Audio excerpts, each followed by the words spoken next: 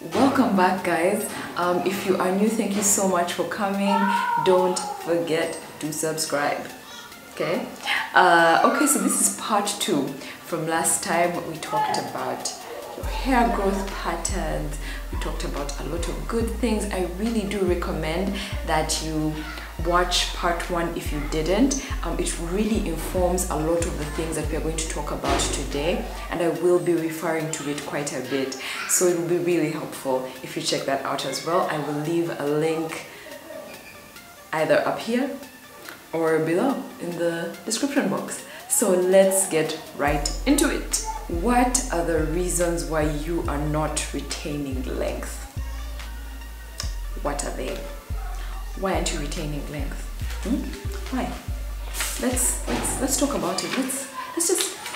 So number 1 is over manipulation. Now, how are you handling your hair? How do you handle it? The thing about natural hair is that because it's so curly, it's extremely delicate.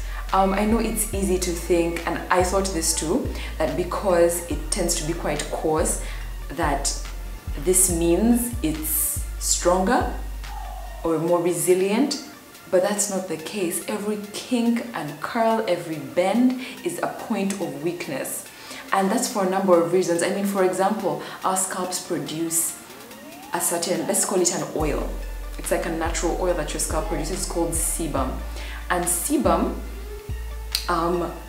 should slide down your hair, you know, to protect it, to keep it moisturized, to keep it sort of flexible, okay? But because our hair is so curly, the sebum can't travel down our strand easily, okay? I mean, it's created and just chills those ends because it can't come down because the hair is all this way, that way, and every which way. And that's one of the reasons why your hair easily breaks, because it easily gets dry, easily gets coarse, all these things. So our hair is extremely delicate, which is why manipulation is something you are going to hear over and over again if you are researching about natural hair care. It's really important to find a way to minimize the manipulation of your hair. Now, what do I mean? You guys, let me just, I wrote this stuff down. Okay, very tight buns, okay? You're out here snatching your hair into a puff all day, every day, for weeks. No, sis. Yes, we are here on YouTube showing you how to do these tight buns and stuff like that, but we don't do them every day, sis. You snatch it and you snatch it, and you exert so much pressure on it that it breaks. It has to. It has a limit, okay? So stop with the tight buns for every day. That should be a once in a while thing. Very tight cornrows, let me tell you, sis, I have been there. I did some really tight cornrows sometime. You guys, after 1 week like this, I was like, no body, please. What? It was a lie. Yo, it messed up my edges so bad. Yani, I was like, why?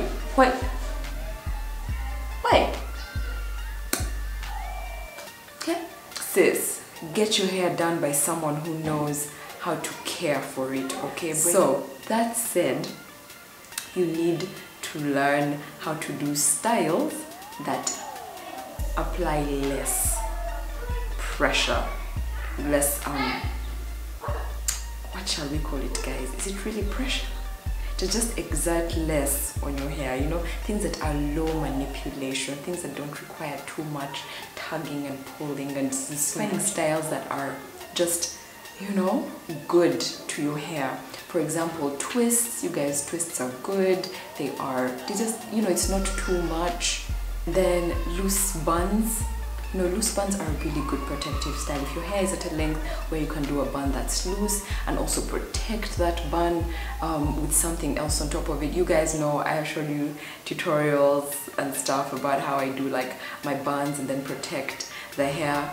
Try and find a style that is, that's something that is gentle, something that will be your everyday thing, okay? So that just on the regular, your hair is being manipulated as little as possible. 2, protective styling.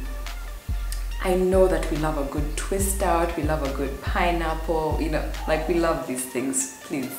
We love them. However, you do need to minimize those as well. If you are doing a pineapple every day, if you are doing a twist out every day and just leaving your hair out here to chill with the elements, the wind, the rain, whatever, it's not very beneficial if you want to grow your hair long, okay? Because the thing is, you want to maintain, you want to retain is what I mean. You want to retain length. That lower half of your hair, it is older and requires more care. So it needs to be protected, okay? Like, let's just say like 85% of the time. As you are finding a low manipulation style for you, ensure that that style also protects that lower half of your hair, okay? I will also link the video that I did on twists. Twists are good, but again, wearing your twists and not protecting your ends long term can also be a problem. You know, you'll see that the ends of your twists are starting to get dry and scraggly and, you know, start to die or split. So it's important that your hairstyle is both low manipulation but also protective, okay? So, and when we talk about protection, you guys, it's not just the styling. Satin bonnets, you know, how are you treating your hair at night? Are you protecting it at night? Are you wearing a satin bonnet to ensure that you maintain your moisture? Are you limiting the use of combs? The temptation to comb is so real. I know. I mean, we came from, you know, having relaxed hair. It was easy to comb and you feel like, Manangi, I can't comb this hair. What? But natural hair doesn't work that way. You need to limit the use of combs. If you must comb, your hair needs to be like saturated with water, with some kind of product, you know, something that will make it easier to go through. But generally, if you are on team no comb, that is a good thing for your natural hair, you guys. Like, finger detangling is not fun. I personally do not enjoy detangling. I hate it. In fact, I have said numerous times. It's not fun, but it is good for your hair. It helps you to retain length, guys. It helps you to retain length because you're not out here breaking your hair with a comb. So that's some of the stuff you need to think about. I mean, even stuff like accessories, by the way, like even just like bobby pins. Okay, so you know when like at the end of the bobby pin that round ball comes off, see, then you should throw away that bobby pin, because when that ball comes off, the inside thing is sharp. You guys throw away your bobby pins when those round balls at the end come off. Throw them away because they get stuck in your hair. Number 3, ineffective moisturizing. You guys,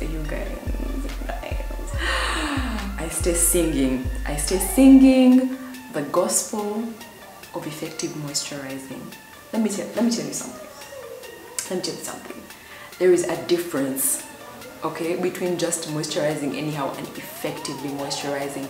I say this because I have experienced, okay, you know, at the beginning when you're figuring it out and you're doing stuff and you moisturize today and tomorrow your hair is like, which moisture, okay, but you need to learn how to effectively moisturize your hair. It's such an important thing if you want to grow long hair. Okay, if your aim, even when your aim isn't to grow long hair, if for you you're at your goal length and you're like, me, this is where I'm good, if you know, even in that you want to have healthy hair, moisture is important. It's inescapable. I just feel like so many people don't know how to moisturize their hair, and you guys, I created videos for this, even like, and I keep even talking about it on my Instagram. Moisturize your hair properly, whether you are using the LOC or LCO, you know also these things have a science to them. You need to know your porosity in order to figure out which method is best for you. You know, I'm going to link all these videos in the description box below so that you can have a chance to check them out. I was really intentional about creating those because I knew creating them first because I knew that they would inform so much of future content. Ineffective cleansing, stroke washing, stroke cleaning of the hair. You guys, you need to wash your hair well, and you need to wash it as frequently as required. You hear so much about sulfate-free shampoos, and I think because, you know, we've sort of armed ourselves against shampoos with sulfates, or a lot of us, we have kind of lost sight of the purpose of sulfates. You guys, sulfates are important. Sulfates help to clean, like deep cleanse. You need sulfates every now and then. You do. I really believe that. Like, that's something I stand by. You need those sulfates every now and then. You can't co-wash only. Like, that's like you only co-wash throughout the year, or you water only wash throughout the year. You guys, me, I just don't believe in that. I don't know that you'll find someone who believes in co-washing only for, like, it's, nah. Your hair needs to be clean, your scalp needs to be clean. Your scalp, you see, you build up stuff. We apply oil, we apply all these things, it builds up. And you can imagine your follicles are getting, you know, just like you're suffocating your follicles. How is your hair going to grow? Your hair needs to be clean. Your hair and your scalp both need to be clean. Number 5 is have a routine and stick to it. Having a routine is so important, you guys. Like, you need to have a routine of care. Okay, you know that me, this is when I deep condition, this is when I do my let's say protein treatments, this is when I do this is when I do that. Have a routine and really stick to it. It really helps your hair, just like for consistency and just maintenance. You want to have a routine that you stick to. Like, it doesn't mean you need to, that you must use the same products. No, that's not the thing. You can change products, because you guys, me, I also used to think, man, let me use only that one thing forever and ever. Amen. But it's okay to try different things. Sometimes you even find better things. You need to be consistent. Your hair likes consistency, you know. It helps it find a rhythm. Number 6 is build your own regimen. Stop trying to follow the exact same regimen of somebody else. Not like a person like me. Yeah? I'm here to guide you. I'm here to give you guidance generally. But your part is to take that guidance and build something specific to your needs, specific to your hair's requirements, or your schedule, or your lifestyle, or whatever. One more thing is find a balance between your moisture and your protein. Also, if you're watching this, I really hope you know your porosity. I hope that you have. Please check out that video. I took great pains to go through those details, because I really believe they're important for you, for all of us. I know that sometimes you just feel lazy to know some of these things, but you guys, a porosity test takes like 2 seconds. All these things don't take that long. Learn your hair's, learn how your hair works. It will help you so, oh my god, it will make your life so much easier, you guys. I swear. Like, you guys see me doing these things and you think maybe that I am just out here doing the most, but I don't do that much. I learned my hair.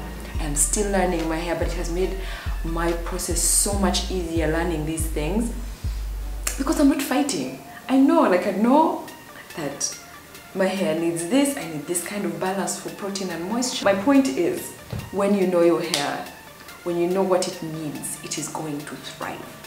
It may not thrive at the same rate as everybody else's, and that's fine, because we just don't move on the same thing. And once you've discovered what you've been doing wrong, or what you can adjust, it makes such a difference. Be patient with your hair. Sometimes I see videos at how to grow your hair fast, capital letters, like fast, and I'm like, sis, listen, like, I know those things are alluring. You're like, fast. You even see them put like a picture before, after. They've not even put for you a timeline. Yani, you're just seeing year 1 and year 7. And you're like, hey, my hair can grow like this quickly in 1 year. No. You guys, it is possible for everybody to have healthy hair that is long. I really believe that is possible. I also have let nobody lie to you that their hair is just perfect, thriving, no problems. Please excuse me. We all have our issues, and they're all fixable. I really hope this was helpful, guys. Really, let me know what else you want to see. Give me your input. Let me know what you think are the reasons that we are not retaining length or our hair is not growing. You know, let me know. Like, let's share, let's discuss. Okay, so yeah, that's it for today.